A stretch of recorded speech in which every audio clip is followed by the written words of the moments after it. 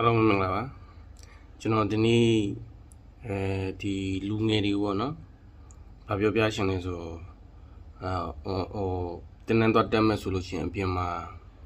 ကျွန်တော်ဒီကအနည်းဆုံး4-5သိန်းကနေ30အစိတ်ထိပေါင်နေတယ်ဒီတင်းနှန်းပေါ့နော်ဒီတင်းနှန်းကဒီ digital marketing ကျွန်တော်အခုလက်ရှိလေးလာနေတာဖြစ်တယ်ဒါပေမဲ့ဘယ်လိုလေးလာရမလဲဆိုတဲ့ဟာကိုကျွန်တော်ပြန်လည်မျှဝေရှင်လို့ပေါ့နော်ကျွန်တော်ဆိုအခုဒါ ChatGPT နဲ့ပဲလေးလာနေတာကျွန်တော်ပြမယ်နော်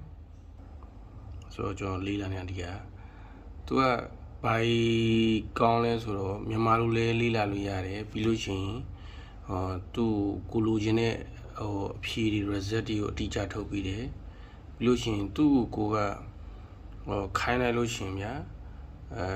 သူ့ကိုရဲ့ဆရာတယောက်အနေနဲ့ခိုင်းမလားဒီမှာဆိုကျွန်တော်သူ့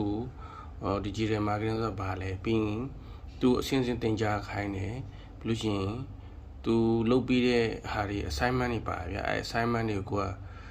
လို့ပေါ့နော် lesson တစ်ခုပြီးတိုင်းကိုကိုကသွားပြီးတော့သူနဲ့ဆွေးနွေးပြီးတော့မှစဉ်ဗျာမှားသွားတယ်ဘာမှမဖြစ်သိရမလားတင်နမဆိုရင်တော့မှားသွားရင်ကိုကလူကြမှာချက်ကွေးတာတို့